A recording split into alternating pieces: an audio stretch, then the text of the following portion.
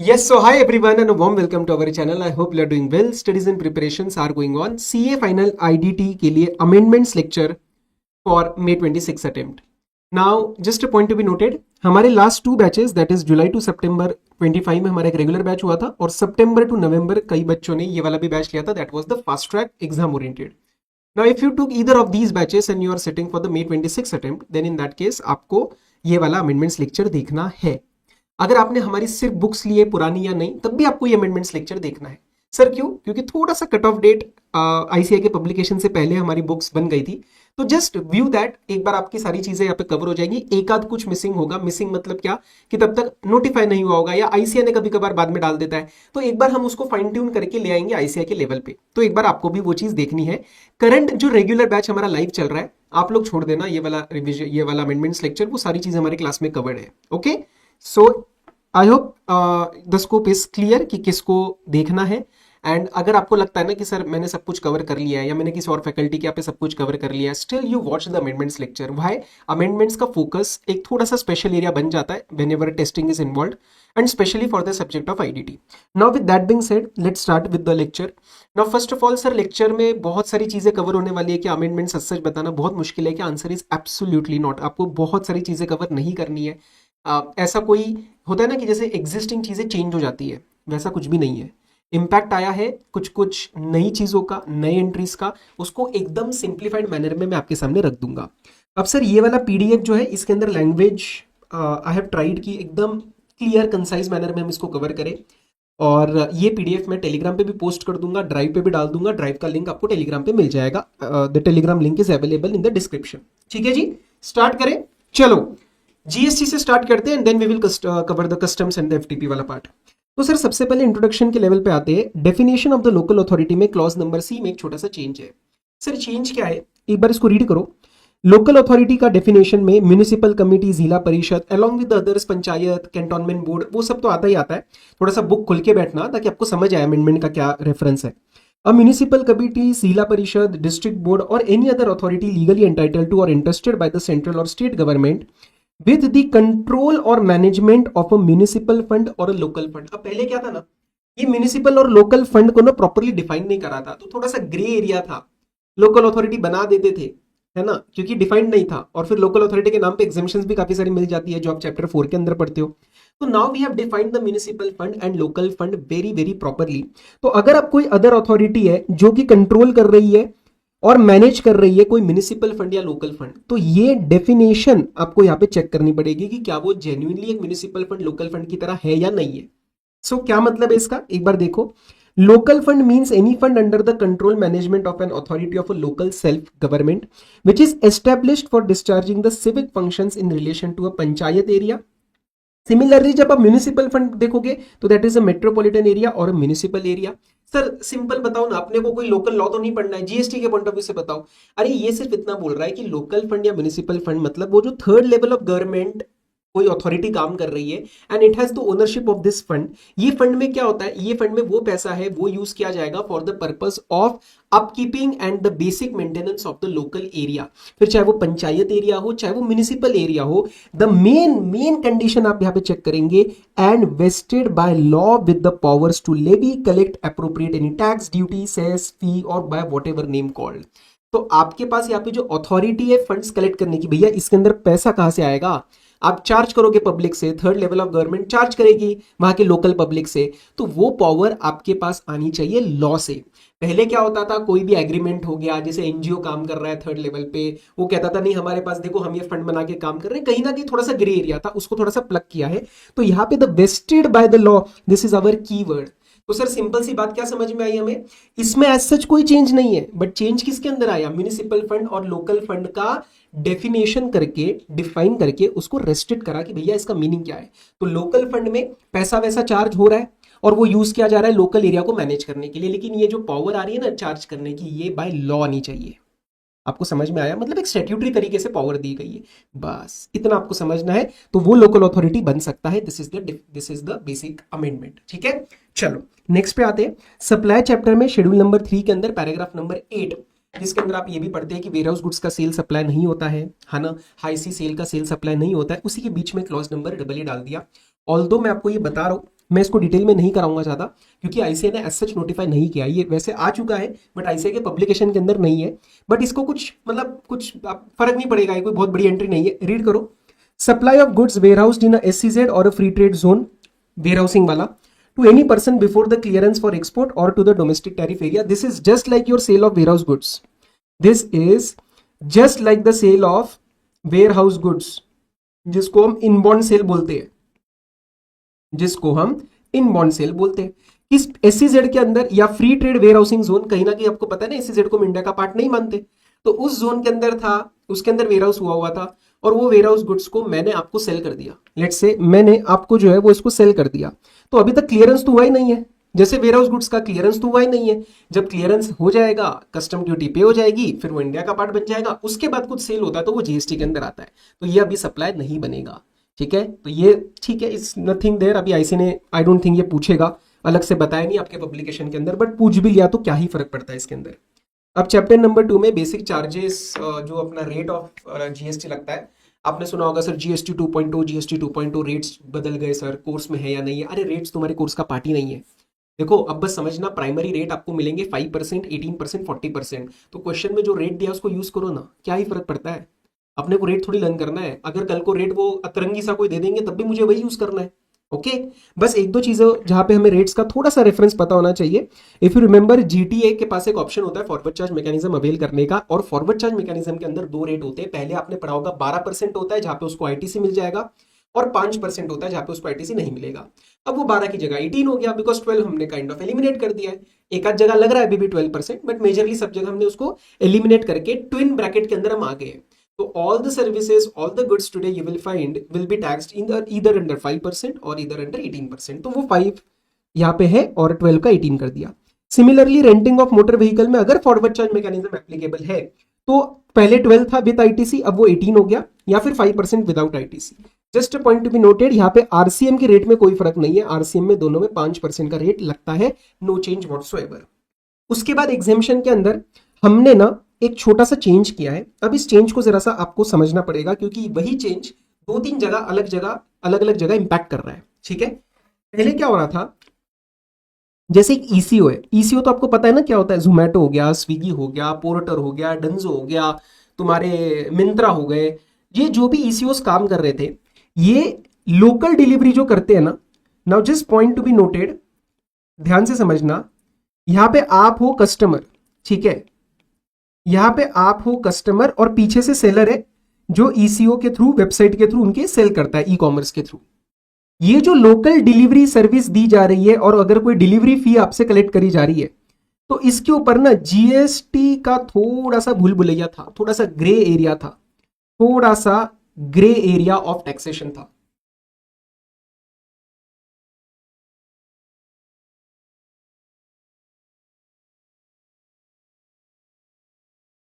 कई कई जगह टैक्स लगाया नहीं जा रहा था। क्यों? क्योंकि सर ईसीओ बोलता था that this is a service of transportation of goods by road and I am not a GTA, I am not issuing any consignment note, this is also not inland waterways and this is also inland waterways नहीं, I am not a courier। जो आप serial number 18 पढ़ते हैं, that service of transportation of goods by road except a GTA और a courier is going to stand exempt. तो कहीं ना कहीं वो लगा के इसके ऊपर जीएसटी कलेक्ट नहीं हो रहा था। अगर कहीं पे हम बोलते थे कि नहीं जीएसटी लगेगा तो अगेन लिटिगेशन भी हो जाता था। मतलब देयर वाज थोड़ा सा कंफ्यूजन वाला एरिया, चीजें कंसिस्टेंट नहीं थी। ऑल ओवर इंडिया ईसीओज में चीजें कंसिस्टेंट नहीं थी। उसको हमारे 22 सितंबर से जो वो सारे चेंजेस आए, आपको पता रहेगा, 56th काउंसिल मीटिंग के थ्रू जीएसटी 2.0, उन्होंने इन सब चीजों को प्लग किया। कैसे प्लग किया? अब ध्यान से समझना, आराम आराम से। सबसे पहले इन्होंने चेंज लाया जीटीए की डेफिनेशन के अंदर। You know what is the definition of GTA? आपने क्या पढ़ी हुई है जीटीए की definition? GTA means the person who is supplying the service in relation to the transportation of goods by road and not issuing a consignment note। इसमें कोई फर्क नहीं है। नीचे एक एक्सप्लेनेशन डाला और बोला कि हम यहां से एक्सक्लूड करेंगे लोकल डिलीवरी सर्विसेज जो बाय ईसीओ या थ्रू ईसीओ हम करते हैं, जो बाय ईसीओ या थ्रू ईसीओ हम करते हैं। अब pay attention, GTA means any person who provides service in relation to transportation of goods by road and issues a consignment note, इसमें कोई चेंज नहीं है। बट आगे क्या बोल रहे हैं, does not include ECO by whom the service of local delivery are provided and ECO through whom the service by local delivery are provided. मतलब अगर ईसीओ अपने साइड से लोकल डिलीवरी कर रहा है या कोई ईसीओ के थ्रू लोकल डिलीवरी कर रहा है, मतलब सर ये समझ में आ रहा है कि कहीं ना कहीं ईसीओ पिक्चर में इन्वॉल्व है, चाहे वो खुद दे रहा है चाहे कोई ईसीओ के थ्रू दे रहा है। अगर ये पिक्चर में आ गए तो ये हमारा जीटीए नहीं होगा, मतलब इसको जीटीए के टैक्स फ्रेमवर्क से हमने बाहर किया, इसको जीटीए के टैक्स फ्रेमवर्क से हमने बाहर किया, क्योंकि जीटीए का एक अपना ही टैक्स फ्रेमवर्क लगता है, सीरियल नंबर 21 भी आपको पता रहेगा, चैप्टर नंबर 2 में अभी रिवीजन में भी मैंने कराया है, तो उसको पूरा जीटीए के फ्रेमवर्क से बाहर किया। सिमिलरली मैंने सीरियल नंबर 18 की जो एंट्री है जो बोलती है कि ये जो service of transportation of goods by road except आपका GTA and except courier as well as जो लैंड इनलैंड वाटरवेज होता है, ये दोनों आपके एग्जेम्प्ट होते हैं, है ना, ये दोनों आपके एग्जेम्प्ट होते हैं, ये सीरियल नंबर 18 के अंदर। यहां से भी इसको हटा दिया, यहां से भी इसको हटा दिया, बोला nothing in this entry shall apply to local delivery by ECO और local delivery through an ECO. तो कल को ईसीओ कुछ इनलैंड वाटरवेज के थ्रू डिलीवर कर रहा है, नहीं, हम एग्जेम्पशन नहीं देंगे, हमें टैक्स करना है। तो बेसिकली जो गवर्नमेंट का इंटेंट है वो है इसके ऊपर अपने को जीएसटी लगाना है। तो स्टेप नंबर 1 इन्होंने क्या किया कि भैया जीटीए के फ्रेमवर्क से आप बाहर हो जाओ, जीटीए का एनालिसिस अलग चलता है, आप वहां से बाहर आओ, आप सीरियल नंबर 18 से भी बाहर आ जाओ, आप सीरियल नंबर 18 से भी बाहर आ जाओ। तो सर इन शॉर्ट मेरे को क्या बोलने का मन है कि आप यहाँ पे टैक्स होने वाले हो। तो what is the conclusion, conclusion is कि आपकी ये जो डिलीवरी हो रही है चाहे बाय या थ्रू, वो आपकी टैक्स होने वाली है। नाउ यू माइट फील कि सर कुछ और भी अमेंडमेंट है क्या, कुछ ईसीओ, आपको याद रहेगा 9(5) में ईसीओ नोटिफाइड सर्विसेज, याद है आपको 9(5), you remember notified services, chapter number 12 TCS के अंदर, वहां पे 4 आपने सर्विसेज पढ़ी थी, transportation of passenger, hotel accommodation, उसके बाद हाउस कीपिंग, रेस्टोरेंट सर्विस, याद है ना। उसके अंदर उन्होंने 5वां एंट्री डाला, पता है क्या डाला कि अगर कोई सर्विस लोकल डिलीवरी वाली, मैं इसको ऐसे लिख देता हूँ प्रॉपर ही थोड़ा सा, हालांकि मैंने नीचे उसको डाला है बट मैं यहीं पे कवर कर रहा हूं, pay attention, if there is any local delivery through eco except when the supplier is liable for registration under section number 22, तो वो 9(5) में कवर हो जाएगा, वो हमारी 5वीं एंट्री है। और सर 9(5) क्या कहता था, it puts A dimming provision, वो कहता है कि वो सर्विसेज जो हमने यहाँ पे 5 बताई, वहां पे मान लिया जाएगा that ECO is the supplier.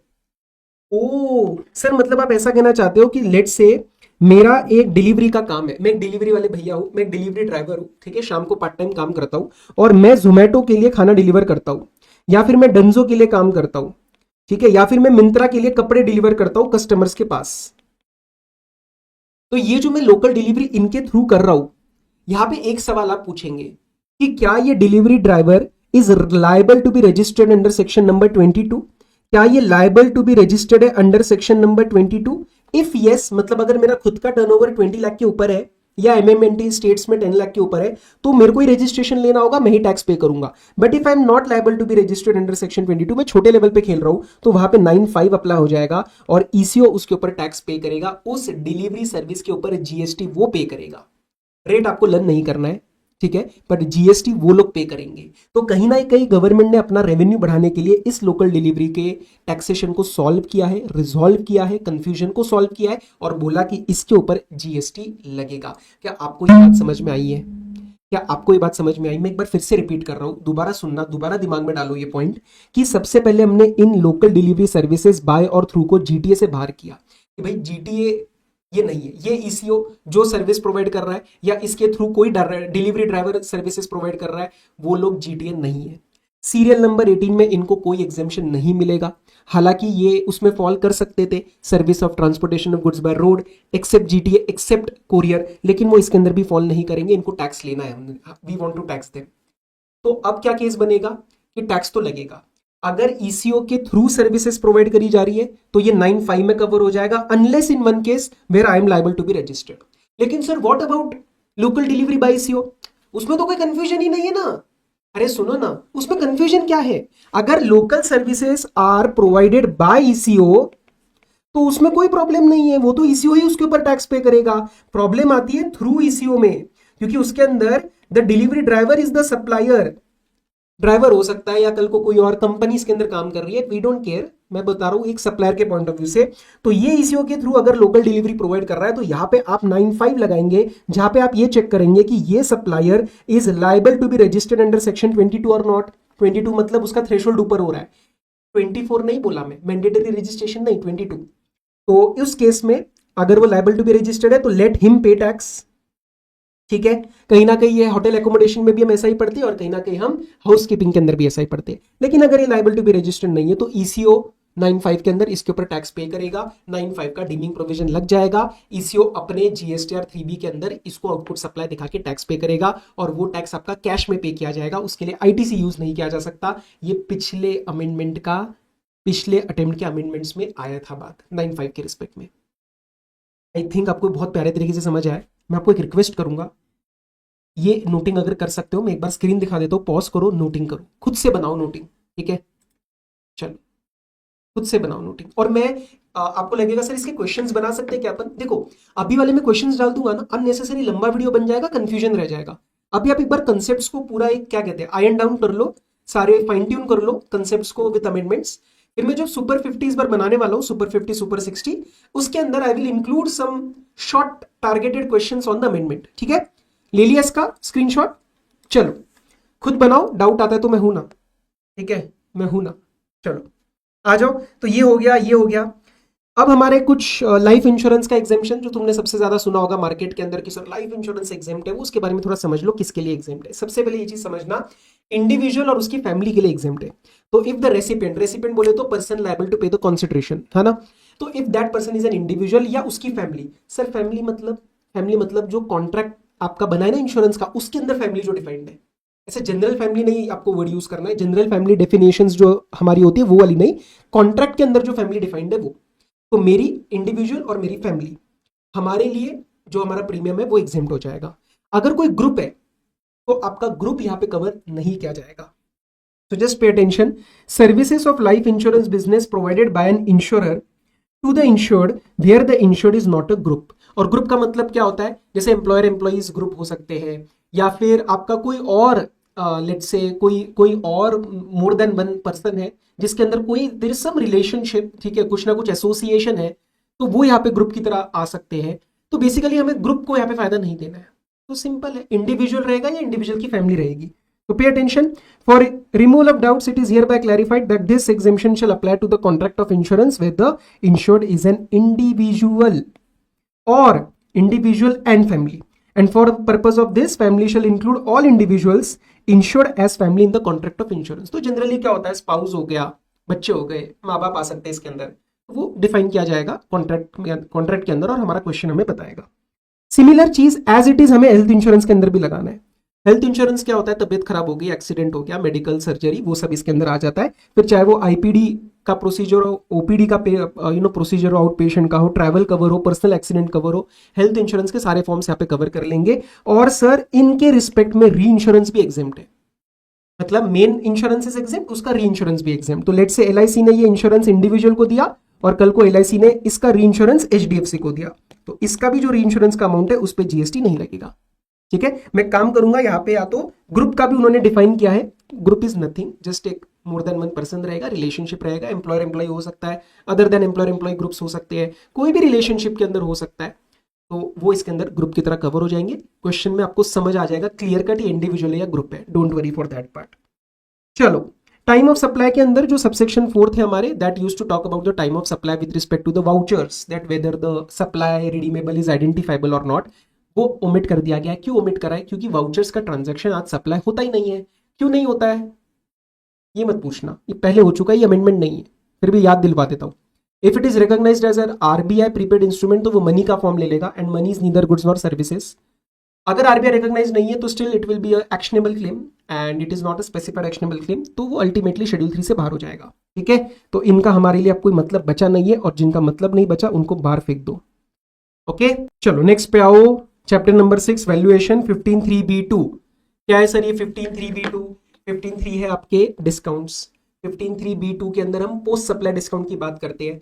Post supply discount में there are two conditions if you want to reduce that discount from the valuation. Condition number 1 क्या है आपका, that the discount should be on the basis of some agreement contract entered between supplier recipient before और at the time of supply. Condition number 2 क्या है, recipient अपना ITC reverse करेगा. Yes, उसी के बारे में ना एक सर्कुलर था मार्केट में, that is circular number 2126/2024 GST. This was in back in 2024, जो इस प्रोसीजर को थोड़ा सा, इस कंडीशन के बारे में थोड़ा सा प्रोसीजर आके बताता था. ये प्रोसीजर क्या बताता था कि ये जो कंडीशन है ना, ये कैसे मार्केट में वेरीफाई होएगी, ये कैसे वेरीफाई किया जाएगा that the recipient has reverse the ITC. तो उन्होंने क्या बोला था, अगर जो टोटल टैक्स है आपका एक रेसिपिएंट के रिस्पेक्ट में जो क्रेडिट नोट में जा रहा है, क्रेडिट नोट क्यों, क्योंकि पोस्ट सप्लाई डिस्काउंट है, तो क्रेडिट नोट के थ्रू हम उसको डिस्काउंट पास ऑन करते हैं, right, you remember, right, basic सही है. तो उसके रिस्पेक्ट में जो टैक्स का कंपोनेंट है वो पूरे साल में अगर रेसिपिएंट का, एक पर्टिकुलर रेसिपिएंट का 5 लाख रुपीस तक है, तो उस केस में the supplier was required to obtain a self declaration from the recipient that मैंने आईटीसी रिवर्स कर दिया है. अगर वो 5 लाख के ऊपर था तो रेसिपिएंट को बोला जाता था आप अपने चार्टर्ड अकाउंटेंट या एक कॉस्ट अकाउंटेंट से सर्टिफिकेट लेके आइए जो कि ये प्रूव करेंगे, सर्टिफाई करके देंगे that recipient has reverse the ITC. अब ये सर्कुलर एग्जिस्ट नहीं करता, ये प्रोसीजर जो है ये कंबरसम था, ये अब एग्जिस्ट नहीं करेगा. अब जीएसटी पोर्टल इसको चेक कर सकता है कहीं ना कहीं, मैचिंग लेवल पे, आईएमएस, ये सब चीज़ें जीएसटी पोर्टल पे चेंज हो रही है, बट ठीक है, उसके बारे में ज़्यादा नहीं बात करते. बस आप ये समझना कि ये प्रोसीजर अब आपको रिक्वायर्ड नहीं है कंप्लाई करने के लिए. Okay, simple. Rule number 31A, lottery का जो वैल्यूएशन करते थे उसके अंदर टिकट का प्राइस लेते थे या नोटिफाइड प्राइस लेते थे और उसको डिवाइड करते थे 128 से और उसका हायर वाला वैल्यू लेते थे. अब बस वो 28 की जगह 40 हो गया, क्योंकि अब 28 रेट एग्जिस्ट नहीं करता है, तो डीमेरिट रेट 40 हो गया है, तो वो 40 आपको लेना पड़ेगा. तो higher of 100/140 of the face value of the ticket या 100/140 ऑफ द नोटिफाइड प्राइस, जो कि स्टेट नोटिफाई करता है गजीट के अंदर. क्या ये बात समझ में आ रही है? बाकी इसके अंदर कुछ नहीं है, बस रेट चेंज है. चलो, अब एक ना सर्कुलर है 25108/2025 जिसने बहुत सारी बातें क्लैरिफाई करी है with respect to the post supply discount. अब ये जो है, if you try to see this, मैंने इसके अंदर लैंग्वेज की कटिंग नहीं करी है, जैसा मेरे बुक के अंदर है मैंने वैसा ही डाला है इसके अंदर. आपको लगेगा ये पूरा 2 पेजेस का क्या कहानी है, मैं एकदम आपको सिंपल मैनर में बताऊंगा. ठीक है, आपको उसी मैनर में अपनी नोटिंग कर लेनी है, यहीं पे साथ में नोटिंग कर लेना, लगे तो एक और बार सुन लेना, बट नोटिंग यहीं पे अपनी करना, ताकि आप पेपर के टाइम पे इतना सारा you won't be having the time to invest इतना सारा. ठीक है, तो एक बार फटाफट से स्टार्ट करते हैं क्या क्या हम डिस्कशन करेंगे. Whether full ITC is available to the recipient when he makes the discounted payments to the supplier on account of commercial credit note issued by the said supplier. You know what is the meaning of commercial credit note? Commercial credit note को और भी क्या बोलते हैं sir? Financial credit note.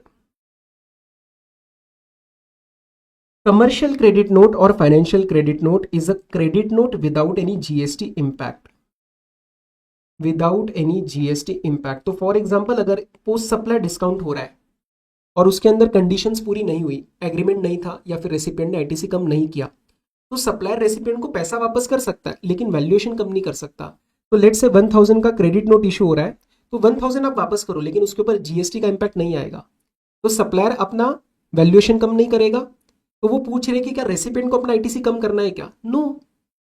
मुझे एक बात बताओ, जब निर्मला ताई सप्लायर को वैल्यूएशन चेंज करने को नहीं दे रही है, वो कह रही है आप अपना वैल्यूएशन कम नहीं कर सकते, इसीलिए तो ये कमर्शियल क्रेडिट नोट है या फाइनेंशियल क्रेडिट नोट है, तो रेसिपिएंट अपना आईटीसी क्यों कम करेगा? अगर ये कम करेगा अपना वैल्यूएशन तो सामने वाला आईटीसी कम करेगा. तो क्या यहाँ पे कोई आईटीसी रिवर्सल की रिक्वायरमेंट है क्या for the purpose of the recipient?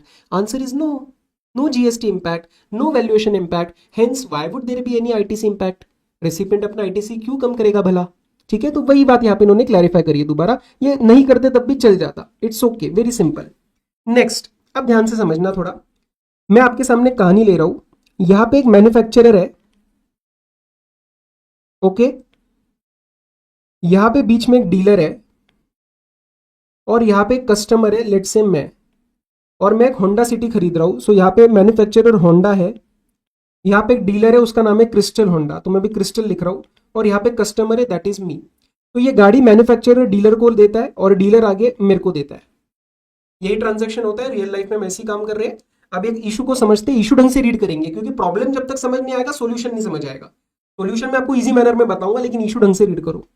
Weather a post sale discount which is offered by a manufacturer to the dealer or the distributor would be treated as a consideration by the manufacturer for dealer supply of the goods to the end customer as a monetary value of the inducement to supply the goods manufactured by him to the end customer.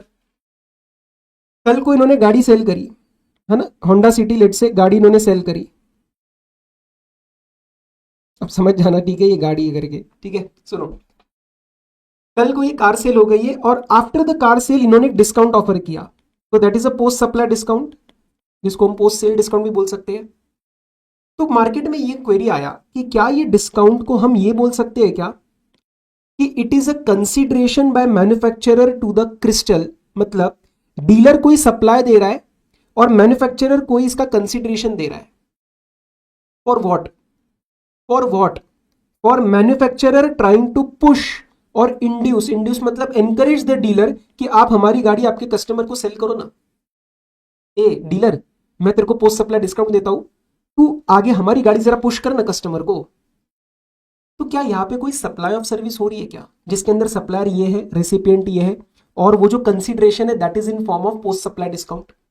Basically government यहाँ पे ये analyse कर रही है कि हमारा कहीं पे जीएसटी का लॉस तो नहीं हो रहा है। जीएसटी का लॉस क्यों?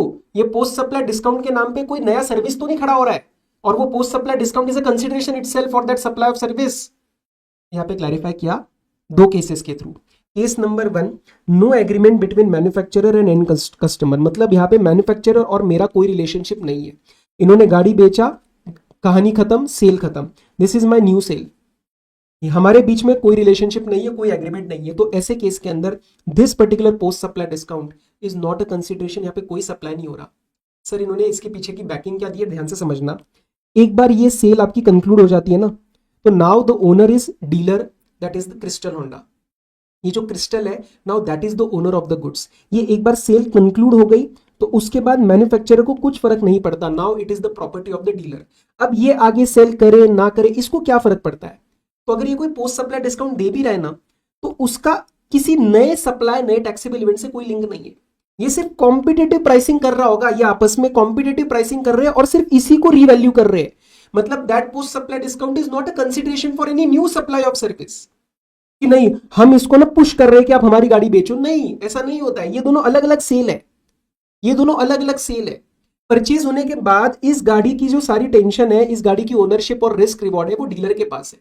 फिर डीलर आगे सेल करे ना करे वो इसकी हेडेक है, इसकी नहीं।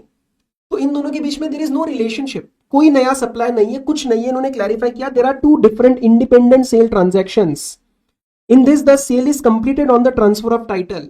तो ये टाइटल इनके पास आ गया, कहानी खत्म हो चुकी है। These discounts are simply given for competitive pricing to push the sale and merely reduce the sale price, not linked to any independent activity rendered to the manufacturer। मतलब कोई नया independent activity of supply नहीं है, कोई नया taxable event नहीं हो रहा है, आपने सिर्फ इसकी प्राइस को रीवैल्यू किया है। एंड सिंस ये पोस्ट सप्लाई डिस्काउंट है, पोस्ट सप्लाई डिस्काउंट में वो कंडीशंस अगर नहीं सेटिस्फाई हो रही तो वैल्यूएशन पे भी कोई इंपैक्ट नहीं आएगा। लेकिन क्लैरिफाई क्या किया कि ये कोई नया सप्लाई नहीं है। इसको 2 बार रीड करना पड़ेगा आपको, ठीक है।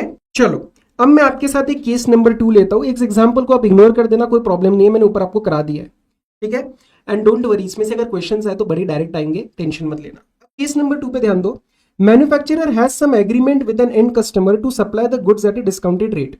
Manufacturer may issue a commercial और financial credit note to the dealer enabling the dealer to provide the goods at an agreed discounted rate to the end consumer. सुनना मेरी बात, यहां पे मैन्युफैक्चरर है, यहां पे डीलर है और यहां पे कंज्यूमर है।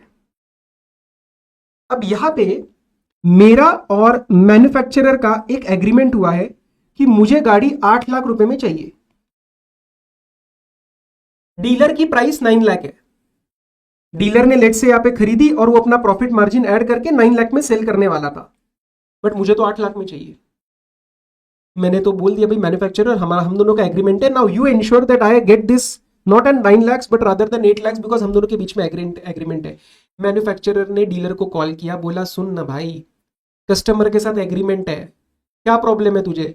डीलर कह रहा है मेरा तो 9 लाख प्राइस है, मैं क्यों 1 लाख रुपए कम में बेचूं। तो मैन्युफैक्चरर बोलता है बस इतनी सी बात, मैं आपको देता हूं ना 1 lakh rupees, financial credit note में आपको इशू कर देता हूं एक, आपका जो गाड़ी की कॉस्ट है जो आपने मेरे से खरीदी है हम उसको कम कर देते हैं, आपको फायदा दे देते हैं, फाइनेंशियल क्रेडिट नोट इशू कर देते हैं।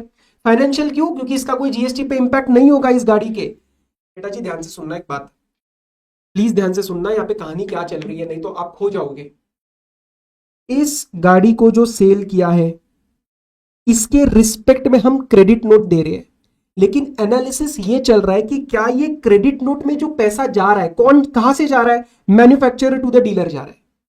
क्या ये पैसा अपने आप में एक कंसिडरेशन है क्या for some other supply taxable event, हम ये एनालाइज कर रहे हैं बस। इन दोनों के बीच में मैन्युफैक्चरर अलग से पैसा नहीं मार रहा मुंह पे डीलर के कि ले भाई अलग से 1 लाख रुपए ले, वो कह रहा है उसी का गाड़ी का मैं फाइनेंशियल क्रेडिट नोट इशू कर देता हूं, तो इन शॉर्ट में आपको 1 लाख रुपीस पे कर रहा हूं। तो वो निर्मलता यहां पे एनालाइज कर रही है कि क्या वो 1 लाख अपने आप में कंसीडरेशन फॉर सम सप्लाई है क्या। तो ध्यान से सुनना, मैन्युफैक्चरर ने डीलर को इस केस में 1 लाख रुपीस का एक क्रेडिट नोट इशू कर दिया, that is a financial credit note. Financial मतलब no GST impact with respect to this car, ये तो अलग ही था, ये तो अलग ही था, यहां पे कोई आपकी 15(3) की कंडीशंस पूरी नहीं होंगी, तो इसका तो कोई रिलेशन नहीं है। लेकिन बात ये आती है कि क्या ये financial credit note is a consideration for some other supply, answer is yes. तो इस केस में क्या होगा, डीलर कस्टमर से 8 लाख रुपीस लेगा, लेकिन उसका valuation of supply 8 lakh plus 1 lakh हो जाएगा, ये क्लैरिफाई किया। और सर फील फैक्टर पकड़ेगा एक बार, फील फैक्टर अगर ये सब कहानी नहीं होती तो कस्टमर से तो 9 लाख ही आने वाला था ना, ये तो तुम्हारे एग्रीमेंट के चक्कर में ये जबरदस्ती का 1 लाख क्रेडिट नोट आके सामने वाले से 8 लाख लिया। तो निर्मला ताई कहती है हम अपना जीएसटी का लॉस क्यों कराए, आप टोटल कंसिडरेशन 9 लाख मानो, आप जीएसटी 9 लाख पे करो, कस्टमर से 8 लाख ले लो। So now pay attention, in this case it is clarified that such a post sale discount given by manufacturer to the dealer for supplying the goods to the end consumer at a discounted rate should be included in the overall consideration as it is an inducement towards supply of goods by the dealer to the end customer। तो ये पैसा क्यों दिया है, ये पैसा manufacturer ने dealer को इसलिए दिया है ताकि वो आगे 8 लाख में सप्लाई करे। तो यस यहाँ पे एक सप्लाई हो रही है और उस सप्लाई की वैल्यूएशन 9 लाख पे जीएसटी जाएगा, it is the part of the overall consideration for the car. Clear? Okay. Third एकदम सिंपल है, बड़ा सा दिख रहा है लेकिन एकदम सिंपल है कि सपोज दोबारा हम तीनों पार्टीज रिपीट करते हैं, यहां पे मैन्युफैक्चरर है, यहां पे डीलर है और यहां पे है कंज्यूमर। ये बोल रहा है कि जब ये डीलर कुछ एडवर्टाइजिंग एक्टिविटीज वगैरह करता है कस्टमर्स को अट्रैक्ट करने के लिए, एडवर्टाइजिंग कैंपेन कर रहा है, कोई एड्स रन कर रहा है, ठीक है, कोई प्रमोशन वगैरह कर रहा है, तो क्या वो ये जो सब काम कर रहा है क्या वो मैन्युफैक्चरर के लिए कर रहा है, कोई सप्लाई है क्या? No. As I told in the start, ये अलग ट्रांजैक्शन है, ठीक है, और ये अलग ट्रांजैक्शन है, देयर आर 2 सेपरेट ट्रांजैक्शंस। तो डीलर ये सब काम कर रहा है अपनी सेल करने के लिए, जो वो गाड़ी खरीद चुका है मैन्युफैक्चरर से, वो अपनी सेल बढ़ा रहा है, वो अपने पीएनएल का सेल वैल्यू बढ़ा रहा है, रेवेन्यू बढ़ा रहा है, उसका कोई लिंक नहीं है। लेकिन अगर एग्रीमेंट में लिखा है कि ये को ब्रांडिंग करेंगे जिसमें डीलर ये काम मैन्युफैक्चरर के लिए करेगा, एग्रीमेंट में लिख दिया आपने कि नहीं डीलर आप एडवर्टाइजिंग करोगे हमारे लिए, होंडा का एडवर्टाइजिंग होना चाहिए ताकि कार बिकनी चाहिए, तो वो सप्लाई बन जाएगा, उसमें तो कोई प्रॉब्लम नहीं है, ये आज सच कोई दिग्गज पॉइंट नहीं था। So if you ask me the first and third point are nothing, second point is where the entire concept lies. तो देखो नॉर्मल अगर आप अपना सेल वगैरह करते हो, प्रमोशन करते हो सेल्स बूस्ट करने के लिए, तो ये आप अपने रेवेन्यू के लिए कर रहे हो, dealer you are doing this for your own revenue, ठीक है। तो इस केस में जो है अगर कोई डिस्काउंट वगैरह आता भी है, कोई पोस्ट सप्लाई डिस्काउंट आता है, तो वो सिर्फ गुड्स के रिस्पेक्ट में, सिर्फ ये गाड़ी जो आपने बेची है ये उसके रिस्पेक्ट में, it is not a consideration for any other supply, कोई नया टैक्सेबल इवेंट नहीं है, कुछ नहीं है, कोई उसके ऊपर जीएसटी अलग से नहीं आएगा। लेकिन GST would be leviable in those cases where the dealer undertakes specific sales promotion activities, co-branding, customization, exhibitions, and वो explicitly agreement में लिखा गया है कि हम आपके लिए advertising, co-branding करेंगे और आप हमें post supply discount देना। तो वो जो post supply discount है वो पैसा ही तो है, अरे कुल मिला के वो मनी ही तो है, कंसिडरेशन ही तो है, तो वो सारे पैरामीटर्स ऑफ सप्लाई हिट करेगा सेक्शन 7 के और उस पर GST लग जाएगा, ठीक है। चलो नेक्स्ट चैप्टर पे आओ, ये कुछ नहीं है। नाउ यू नो आईएसडी का पूरा मैकेनिज्म हमने रिप्लेस किया मतलब फंडामेंटली चीजों को थोड़ा चेंज किया है। अब आईएसडी के अंदर आरसीएम ट्रांजैक्शंस जो होती है ना, वो भी टैक्स हम पे करके अपने सेम यूनिट्स जो हमारे पैन के अंदर रजिस्टर्ड है उनको डिस्ट्रीब्यूट कर सकते हैं। पहले उसके ऊपर रिस्ट्रिक्शन हुआ करता था, तो अब आप आरसीएम का भी टैक्स पे कर सकता है आईएसडी और उसको डिस्ट्रीब्यूट कर सकता है। तो पहले रूल के अंदर ना सिर्फ सीजीएसटी के आरसीएम का रेफरेंस था, आईजीएसटी के आरसीएम का रेफरेंस नहीं था। तो वो उन्होंने ठीक कर दिया कि नाउ आईजीएसटी के आरसीएम भी हो सकता है ना, अगर आप कुछ इंपोर्ट वगैरह करते हो या आपका कोई इंटरनेचर का आरसीएम होता है तो वो भी आप पे करो और अपने यूनिट्स में डिस्ट्रीब्यूट कर दो। तो this is just procedural fix किया इन्होंने, बाकी इसके अंदर कोई फंडामेंटल चेंज नहीं है। तो ITC of the services taxable under RCM under CGST as well as IGST now can be received and distributed by ISD. 17(5)(d), ठीक है, self construction of the property block credit. 17(5)(c) works contract, उसमें आपको याद रहेगा safari retreats का case था, क्या था सफारी रिट्रीट्स, कमर्शियल मॉल बांधा था कि हमारे क्लाइंट ने, और उसके ऊपर गुड सर्विसेज अलग अलग लिए थे, वर्क्स कॉन्ट्रैक्ट की फॉर्म में नहीं लिए थे, अलग अलग लिए थे, और उन्होंने उसको उस मॉल को प्लांट माना था। और 17(5)(d) में पहले क्या लिखा था वर्ड्स, प्लांट और मशीनरी, तो मशीनरी तो नहीं है लेकिन प्लांट माना था और उसके ऊपर जीएसटी सुप्रीम कोर्ट ने अलाउ किया था। जो बात सीधा गवर्नमेंट को लगी और गवर्नमेंट ने बोला नहीं 17(5)(d) में भी हम नाउ प्लांट एंड मशीनरी करेंगे, तो वो रेट्रोस्पेक्टिवली अब एक्टिव हो चुका है। तो प्लांट एंड मशीनरी यूज करना है 17(5)(d) में, और प्लांट एंड मशीनरी का मतलब आपको ऑलरेडी पता है जो आप 17(5)(c) के अंदर पढ़ते हो, याद है ना, कि does not include civil structure, telecom towers, any land, any building और any pipeline which is outside the factory, याद है, ठीक है, बस उन्होंने वो ठीक किया है। उसके बाद चैप्टर नंबर 9 के सेक्शन नंबर 34 के अंदर इन्होंने छोटा सा एक अमेंडमेंट किया जो कि चीजों को ठीक किया है। इन्होंने बोला है कि क्रेडिट नोट के थ्रू अपना जो सप्लायर है वो अपना वैल्यूएशन को कम कर सकता है, वैल्यूएशन को कम कर सकता है मतलब उसकी जो जीएसटी की लायबिलिटी है वो उसको रिड्यूस कर सकता है ना। यस, प्रोवाइडेड क्या कि आपका जो रेसिपिएंट है इफ ही इज रजिस्टर्ड तो वो अपना आईटीसी कम करेगा। तो कहीं ना कहीं इसको कंसिस्टेंटली रखा है लाइक योर 15(3)(b)(2), वहां पे भी ये कंडीशन थी कि पोस्ट सप्लाई डिस्काउंट में रेसिपिएंट आईटीसी कम करेगा। तो वही बात इन्होंने यहाँ पे थोड़ी सी क्लैरिफाई करी है, देखो कैसे, no reduction in output tax liability of the supplier permitted if ITC attributable to such credit note has not been reversed by the recipient where the recipient is a registered person. ये पहले ऐसा लिखा नहीं था, उन्होंने सिर्फ ऐसा general लिखा था इस बारे में, इंस्टेंस के बारे में कि इंसिडेंस पास ऑन हुआ या नहीं हुआ उसके ऊपर, बट अब इन्होंने क्लैरिफाई किया कि अगर रेसिपिएंट मेरा रजिस्टर्ड है तो उसने आईटीसी लिया रहेगा, तो अगर वो आईटीसी कम कर देता है तो मैं यहाँ पे अपना आउटपुट टैक्स लायबिलिटी कम कर सकता हूँ, क्रेडिट नोट को डिक्लेयर करके लायबिलिटी को एडजस्ट कर सकता हूँ। But what if is in any other case, recipient registered नहीं है तो उस केस में आप अपना आउटपुट टैक्स लायबिलिटी कम नहीं कर सकते if incidence is passed on to any other person in other cases. तो यहाँ पे काइंड ऑफ अनजस्ट एनरिचमेंट का कंसेप्ट लग रहा है कि अगर आपका रेसिपिएंट आपने सेल कर दिया सपोज और आपका रेसिपिएंट जो है वो अनरजिस्टर्ड है, तो उससे आपने जीएसटी भी तो कलेक्ट किया रहेगा, तो जीएसटी अगर उससे कलेक्ट कर लिया तो आप दोबारा अपना आउटपुट टैक्स लायबिलिटी कम कैसे करेंगे, आपको तो डबल बेनिफिट मिल जाएगा। तो उस केस में आपको you can not reduce it because the incidence is past. लेकिन अगर आपने वो माल सेल ही नहीं किया, आपने माल सेल ही नहीं किया और उस पे इंसिडेंस ही नहीं पास किया, या तो सेल किया बट आपने इंसिडेंस नहीं पास किया, इंसिडेंस मतलब बर्डन ऑफ टैक्स, वो जो एक्सिस पैसा गया है जीएसटी का वो आप ही की जेब से गया है। No this is a question of fact, ये क्वेश्चन ऑफ लॉ नहीं है, ये क्वेश्चन ऑफ फैक्ट है, ठीक है। तो अगर आपने इंसिडेंस पास ऑन किया मतलब आपने जीएसटी किसी से रिकवर कर लिया अनरजिस्टर्ड आदमी से, तो फिर उस केस में हम आपको आउटपुट लायबिलिटी कम नहीं करने देंगे।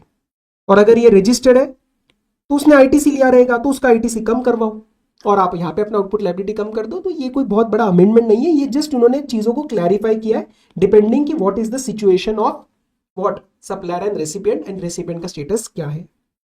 तो ये भी कोई बहुत बड़ी चीज नहीं है, ये मैंने आपको बता दिया। 9(5) में नोटिफाइड सर्विसेज में ऐड किया है, services by way of local delivery except where the person supplying the services through ECO is liable for registration under 22। 2 points I am again stressing, liable बोले फिर एक्चुअल रजिस्ट्रेशन नहीं लिया, अभी हमें नहीं पता, ठीक है, हो सकता है लायबल हो पर गलती करके बैठा हो, स्टिल वो 9(5) में कवर नहीं होगा।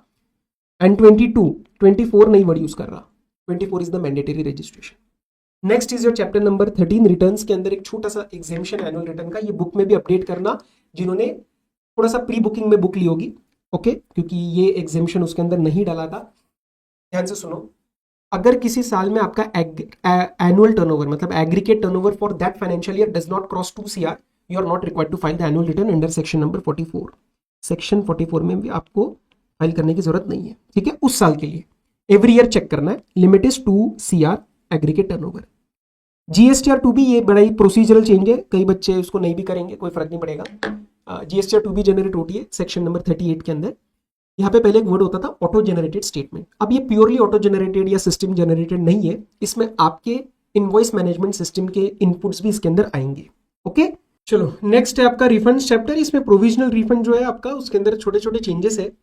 जस्ट अंडरस्टैंड दैट पहले क्या होता था, प्रोविजनल रिफंड ना पीओ अपने हिसाब से ग्रांट करता था। अब यहाँ पे थोड़ा सा सिस्टम बेस्ड इवैल्यूएशन आने वाला है एंड पीओ रिजेक्ट भी कर सकता है। पीओ बोल सकता है कि नहीं, मैं प्रोविजनल रिफंड नहीं दूंगा and instead I will directly go for the final refund order.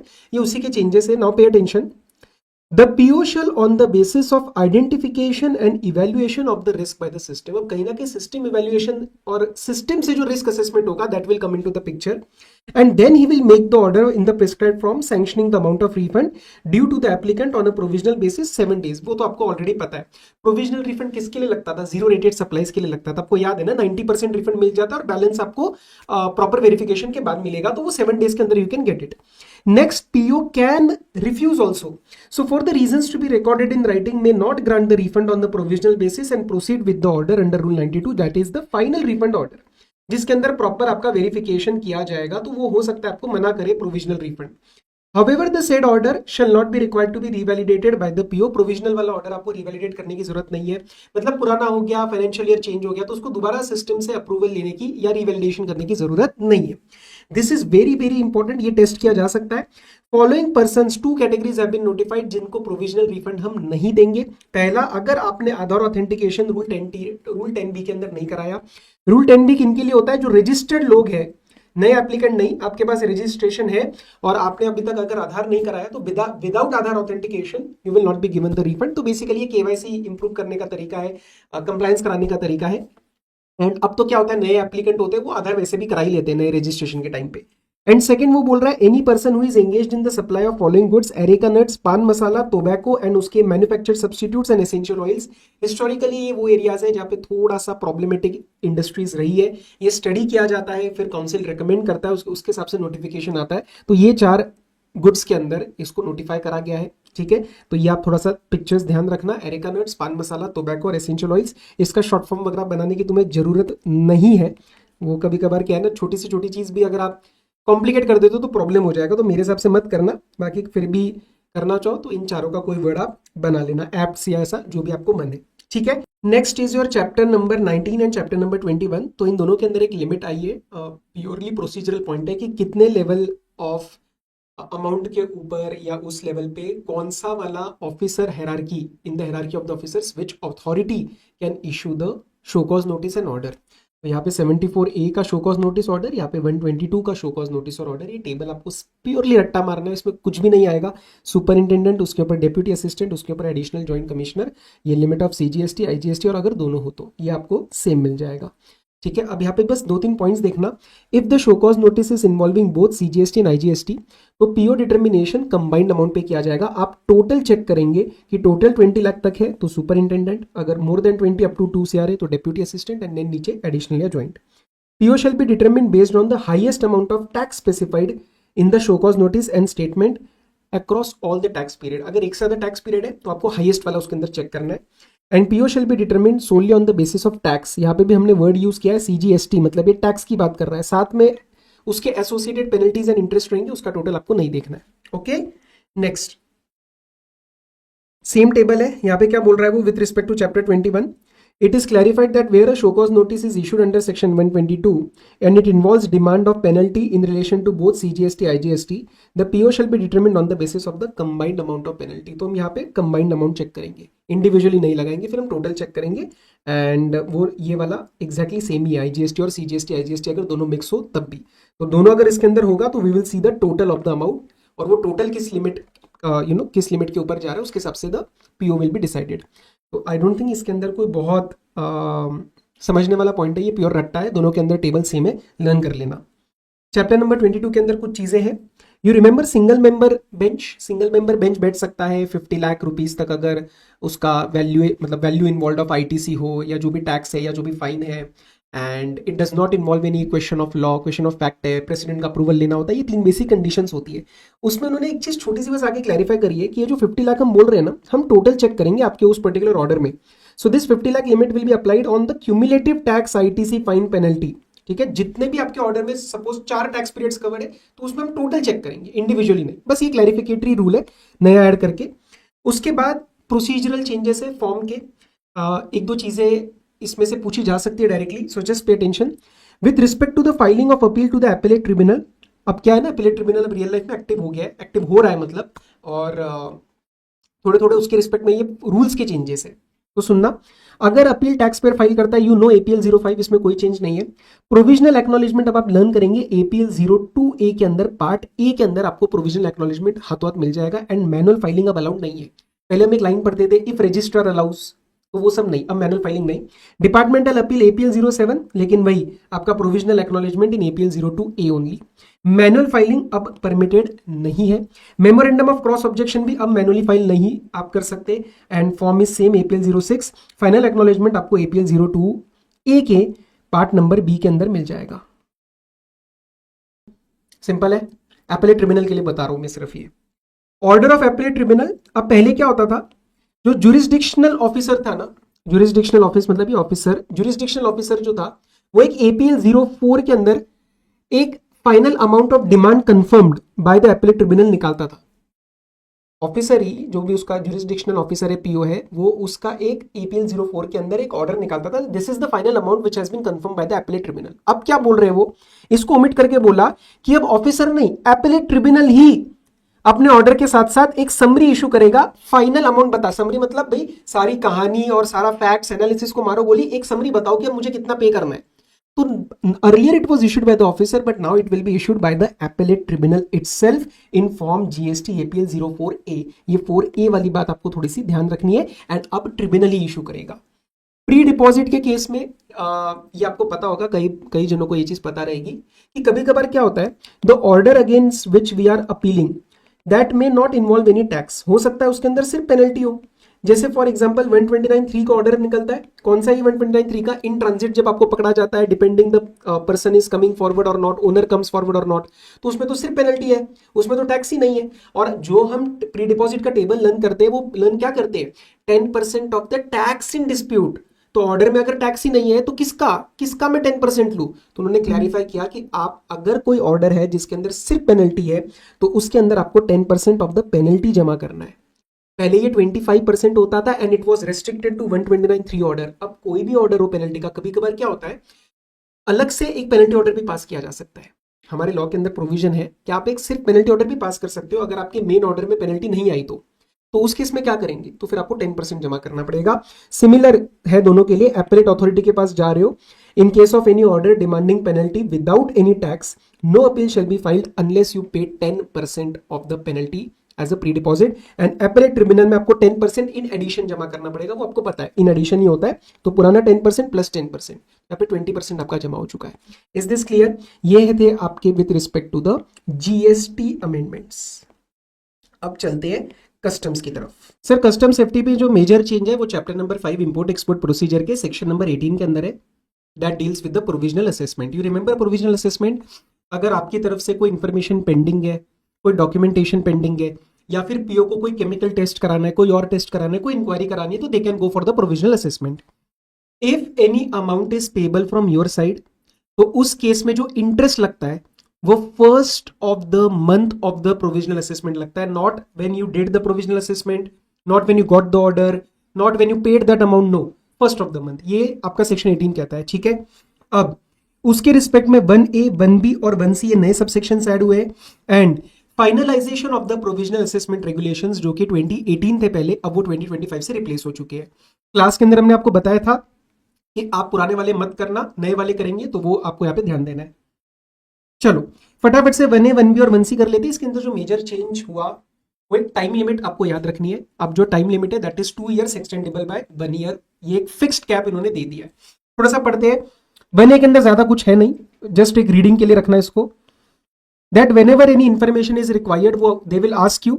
उसका टाइम लिमिट वगैरह क्या रहेगा that we will see in the regulations. ये सबसेक्शन एक बेसिक आइडिया देता है that where pursuant to the provisional assessment if any documentation और information is required, तो आपको बताया जाएगा, you will be informed and you have to reply. तो इसके अंदर कुछ भी नहीं है, ठीक है, you can actually just read it and then cut it off. Timelines very very important. Now the fix timeline for the finalization, ये सेक्शन में भी बताइए, नीचे रेगुलेशंस के अंदर भी आएगी। 2 years from the date of provisional assessment and max to max extension आपको मिलेगा एक 1 year का बाय द प्रिंसिपल कमिश्नर और द कमिश्नर ऑफ कस्टम्स। ये टेस्ट किया जा सकता है, ये अच्छे से कर लेना। 2 + 1 year का extension. Yes, this is again a very important subsection. 1C में कुछ स्पेसिफिक केसेस लग रहे हैं, तो यहां पे भी 2 years वाला ही पीरियड लगेगा, लेकिन कब से वो बदल जाएगा। Pay attention. Where the PO is unable to assess the duty for the reason that some information is being sought from an authority outside India through a legal process. Time लगता है इन चीजों में।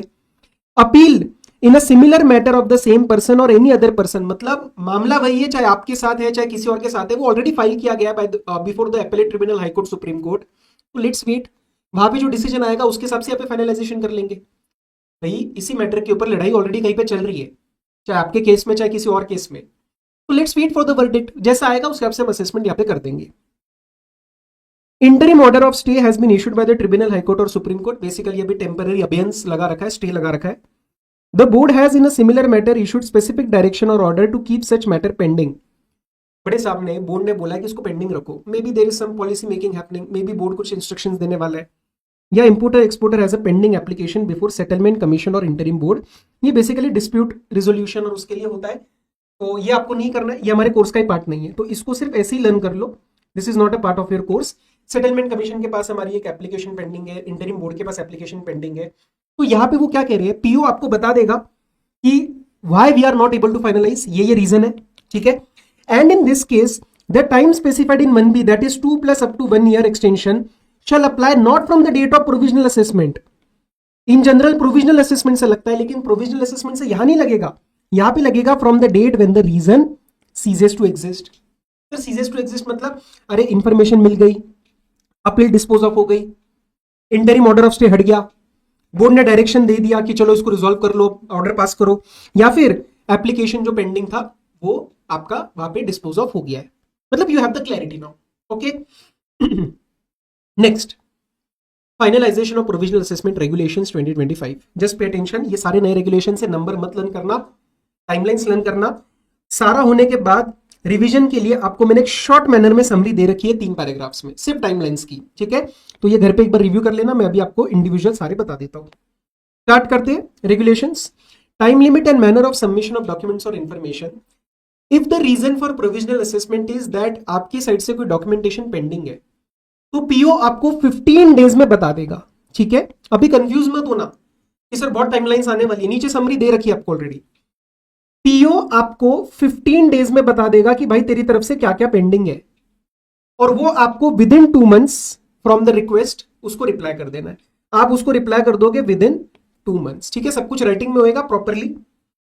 एक्सटेंशन मिल सकता है क्या? हाँ, PO आपका वो टाइम लिमिट एक्सटेंड कर सकता है, नॉट एक्सीडिंग 2 months। आपको 2 months का एक्सटेंशन मिल जाएगा, तो बेसिकली 2 + 2 हो जाएगा। एक्सटेंशन खुद से भी दिया जा सकता है, आपके रिक्वेस्ट पे भी किया जा सकता है, प्लस वो पीओ का जो सीनियर रहेगा ना, pay attention, an officer to whom the PO is subordinate, तो जो भी वो हायरार्की में है उसका जो सीनियर, वो आपको एडिशनल टाइम दे सकता है, लेकिन ये इंश्योर करना पड़ेगा कि उसका एडिशनल टाइम वगैरह वो सब ठीक है। एक्सटेंशन मैक्स टू मैक्स कितना जा सकता है? 14 months from the provisional assessment. आपको समझ में आया? ये देखो, ये है प्रोविजनल असेसमेंट, ये है आपका प्रोविजनल असेसमेंट। 15 डेज के अंदर अंदर आपको रिक्वेजिशन आ जाएगा कि आपको क्या क्या इंफॉर्मेशन देनी है। आप इस रिक्वेजिशन के आगे 2 months प्लस एक्सटेंशन 2 months आप रिप्लाई कर दो। सीनियर साहब आपको एक्सटेंशन दे सकते हैं, लेकिन सीनियर साहब का एक्सटेंशन वगैरह सब मिला के मैक्स टू मैक्स कितना एक्सटेंशन हो सकता है? प्रोविजनल असेसमेंट से 14 months।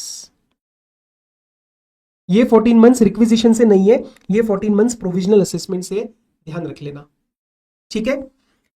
Where documents is not made available, आपने टाइम अलाउड के अंदर you did not reply, you did not give the information, तो उस केस में पीओ के पास जो अवेलेबल ऑन रिकॉर्ड इन्फॉर्मेशन है वो फाइनल कर देगा, kind of like best judgement assessment. Time limit to conclude the inquiry for the purpose of finalization. If the reason for provisional assessment is inquiry is required, अगर reason ये है कि कोई inquiry required है, तो जो भी इंक्वायरी वाला ऑफिसर है जिसको भी काम दिया रहेगा, वो इंक्वायरी काम खत्म करके पीओ को इंक्वायरी का रिपोर्ट दे देगा, so that the PO is able to finalise. तो pay attention, the officer of the custom shall complete the inquiry and transfer the relevant documents with report in writing. ठीक है, documents plus report जो भी inquiry हुई उसके respect में वो PO को दे देगा कि सर ये लो आपका फाइनलाइजेशन कर लो। और ये काम उसको कब तक करना है? With in 14 months from the provisional assessment. फिर इसके बेसिस पे आगे पीओ अपना फाइनलाइजेशन कर लेगा। Simple, 14 months. Payment of duty of own assessment before finalisation. अगर उस इंपोर्टर या एक्सपोर्टर, इंपोर्ट का भी हो सकता है एक्सपोर्टर का भी हो सकता है, राइट, प्रोविजनल असेसमेंट, अगर उनको खुद ही समझ आ जाता है खुद की असेटलमेंट से कि यार मेरे को ड्यूटी पे करनी पड़ेगी, मेरे को लग रहा है शायद ड्यूटी आने वाली है, तो इंटरेस्ट का मीटर रोकने के लिए, वरना इंटरेस्ट आगे तक लगता जाएगा, मैं अपने आप से पे कर देता हूं, ठीक है, ही कैन पे, साथ में इंटरेस्ट भी पे करेगा, तो इसमें कुछ भी नहीं है, this is nothing to be learned. Time limit for finalization, अब यहां पे हमें टाइम लिमिट देंगे, लेकिन जो अल्टीमेट कैपिंग है that is the same as we covered in 18(1)(b। कोशिश करेंगे आपको टाइम लिमिट देने की, बट एक्सटेंशन वगैरह मिला के भी final capping we have already covered. Pay attention, the PO shall finalize the duty wherever possible within 3 months of receipt of information or conclusion of inquiry। तो मेरे पास जब इंफॉर्मेशन आया या 14 मंथ्स के अंदर उसने इंक्वायरी करके मुझे दिया, उसके आगे 3 महीने में मैं ट्राई करूंगा कि मैं फाइनलाइज कर पाऊं। सीनियर ऑफिसर मतलब officer to whom the PO is subordinate may allow for reasons to be recorded in writing further time of 2 months at a time। क्या लिखा है यहाँ पे? at a time, मतलब 2 months 2 months 2 months ऐसा आप कर सकते हो अगर पीओ फाइनलाइज नहीं कर पाया तो। लेकिन अगर पीओ फाइनलाइज नहीं कर पाया तो आप 2 मंथ्स 2 मंथ्स 2 मंथ्स करके दे सकते हो, बट इंश्योर करना 18(1) भी हमारा सुपीरियर है रेगुलेशंस के कंपेयर। 18(1) भी ने हमें ऑलरेडी बता रखा है 2 ईयर से आगे टाइम लिमिट नहीं जाना चाहिए। Clear? Manner of finalization if you want you can read, ये कुछ भी नहीं है, एकदम रीडिंग वाला मटेरियल है ये। That if final assessment is contrary to the provisional assessment, pass up speaking order mentioning all the facts, natural justice, opportunity of being heard, जैसे आप नॉर्मल पढ़ते हो। If it confirms the provisional assessment, तो बस आपसे एक acceptance लेंगे और राइटिंग में उसको कंफर्मेशन में डाल देंगे कि जो सोचा था वैसा ही हुआ, प्रोविजनल था वही फाइनल हो जाएगा। इंपोर्टर एक्सपोर्टर को डेफिशिएंसी पे करना पड़ेगा इंटरेस्ट के साथ। मैनर ऑफ क्लोजर सारा हो गया, तो बॉन्ड सिक्योरिटी अगर कुछ लिया था वो वापस कर देंगे, ठीक है, बैंक गारंटी दी थी वो कैंसिल कर देंगे। अगर आपने ड्यूटी वगैरह जो है वो 90 डेज के अंदर अंदर नहीं पे करी, तो उस केस में इट विल बी रिकवरी के लिए इट विल बी ड्यू। तो pay attention, the sum due shall be adjusted from the security obtained during provisional assessment. आपकी सिक्योरिटी के अगेंस्ट एडजस्ट कर देंगे and it shall be recovered as the sum due including the amount of interest by the PO as per section 142 under the intimation importer और exporter. अरे simple बात, तुमने पैसा नहीं पे किया, 90 डेज का वेट करेंगे, जैसा जीएसटी के अंदर भी वेट करते रिकवरी से पहले 90 days we will wait, otherwise security तो एडजस्ट करेंगे, वरना रिकवरी के डंडे लगाएंगे, but we will recover the amount. Extension of time limit for provisional assessment that is the same as 18(1)(b), जहां पे प्रिंसिपल कमिश्नर या कमिश्नर आपको 1 ईयर का एडिशनल एक्सटेंशन दे सकता है, नॉट विद स्टैंडिंग जो ऊपर हमने टाइम लिमिट्स पढ़े, क्योंकि section is about the regulations. कहीं पे गड़बड़ किया तो पेनल्टी अप टू 50,000 लगाई जा सकती है। यहाँ पे मैंने कुछ टाइमलाइंस की समरी दी है with respect to the regulations, ठीक है, ये होल एंड सोल नहीं है, ये जस्ट एक इंपॉर्टेंट स्टफ है, ऊपर वाला इज योर मेन। यहाँ पे आपको लगता है कुछ और पॉइंट ऐड करना है तो आप कर सकते हो। Section number 18 is voluntary revision of entry post clearance. आपने इंपोर्ट क्लियरेंस करवा लिया है, आपने एक्सपोर्ट क्लियरेंस करवा लिया और उसके बाद आपको लगता है कि अरे मेरी कुछ गलतियां हो गई है, तो I can do that voluntary. अब मुझे सेक्शन वो चीज अलाउ करता है, हो जाती है गलती तो आप एक्सेप्ट करते हो, आ जाओ सामने with you can avoid the penal provisions. आप अपना बस इंटरेस्ट के साथ जो भी है वो पे कर दो या रिफंड क्लेम कर लो, यू कैन डू दैट। तो इसमें कोई और टेक्निकल पॉइंट नहीं है। After the goods are cleared, importer और exporter can change the details that they have already filed. Self assessment किया जाएगा, I will recalculate myself. Impact of revision में अगर कहीं पे कुछ पेबल आए या तो मैं इंटरेस्ट के साथ उसको पे कर दूंगा, वरना मैं रिफंड हो रहा है तो सेक्शन 27 जो रिफंड का चैप्टर होता है उसके अंदर मैं वो चीज क्लेम कर लूंगा। तो इधर I will pay along with interest और I will file the refund application. Verification and reassessment, yes PO check कर सकता है कि आपने जो एंट्री रिवाइज करी है क्या वो सही है, and that will be on the basis of the risk evaluation through appropriate selection criteria, वो बोर्ड डिसाइड करता है। एंड देन इफ रिक्वायर्ड वो पीओ आपको जो भी आपका एंट्री है वो रीअसेस कर सकता है। 2 केसेस, 3 नहीं, थर्ड तो ऐसे ही है, general notified. 2 cases where the revision will not be allowed. First, some audit search, seizure or summons action is already initiated and the importer exporter has already been intimated. So basically he knows कि already एक action department ने initiate कर लिया, उसके बाद आप क्या change कर रहे हो, उसके बाद आप रिवाइज नहीं कर सकते ना, then you can not do that. तो इस केस में भी वही लॉजिक है कि अगर सामने वाले ने ऑलरेडी आपको एक ऑडिट या उसकी नोटिस सर्व कर दिया ना, they will take care of it, अब उनको ठीक करने दो जो भी करना है, आप रिवीजन मत करिए। Second case, cases requiring the refund where the PO has reassessed the duty or assessed the duty under section number 18 provisional assessment or the goods are imported exported by the post or courier, ये सारी specific cases है। In specific cases के अंदर जैसे provisional का finalisation हो रहा है, पीओ चेक कर लेगा, आप अपने आप से पीछे से कुछ रिवीजन मत करिए, ठीक है। तो इन तीनों केसेस के अंदर कोई रिफंड अगर निकलने वाला है वो पीओ अपना चेक कर लेगा। पोस्ट करियो तो वैसे भी रेस्ट्रिक्टेड रहता है, गवर्नमेंट वहां पे इन्वॉल्व होती है, तो इन केसेस के अंदर भी आपके साइड से रिवीजन अलाउड नहीं है। रिफंड में नथिंग, 1 ईयर का याद है आपको, 1 year time limit applies for the purpose of application of refund, accept in 26 and 26 से वहां पे 6 मंथ्स लगता है। तो यहाँ पे अगर कहीं पे कोई रिफंड बन रहा है on the basis of your action of voluntary revision, तो यहाँ पे 1 ईयर कब से काउंट किया जाएगा, जब से आप ड्यूटी या आपने इंटरेस्ट जो है वो पे किया रहेगा। So you have paid the excess amount, वहां से आगे 1 ईयर का टाइम लिमिट लगेगा। एफटीपी में कोई बड़ा अमेंडमेंट नहीं है। रोड टेप स्कीम जो पहले रेस्ट्रिक्टेड थी for the purpose of advance authorisation holder, EOUs and SEZ from the domestic tariff area units, वो अलाउ किया गया था, लेकिन उसका टाइम लिमिट रेस्ट्रिक्ट मतलब एक पर्टिकुलर था, वो टाइम लिमिट अब एक्सटेंड करके उन्होंने 31 मार्च 26 किया है। ये डेट है, मतलब इसमें कोई सच कोई फंडामेंटल चेंज नहीं है। वो स्कीम जो हमने अलाउ करी थी एए एडवांस ऑथराइजेशन ईओयूज और एसईजेड्स को डीटीए एरिया के अंदर, वो टाइम लिमिट उनका खत्म हो रहा था, उसको एक्सटेंड करके 31 मार्च 26 कर दिया, ठीक है। चलो, so this was our amendments. ये वाला PDF I will put on the Telegram. I hope this was useful. I have इसके अंदर हमने जो आईसीआई का पब्लिकेशन है वो भी कवर किया, एंड जो मटेरियल में चेंजेस थे वो भी हमने कवर किए। So I hope this was useful. अब इसके क्वेश्चंस जो है वो मैं आपको सुपर 50 या उसके साथ कुछ नए टारगेटेड क्वेश्चंस दूंगा, plus I will pick it in my practice batch, plus I will pick it in the Telegram channel, ठीक है। तो इससे अपडेट कर लेना। I try to keep this super effective for you, and yes, till we meet in our next lecture, all the very best, bye bye, take care.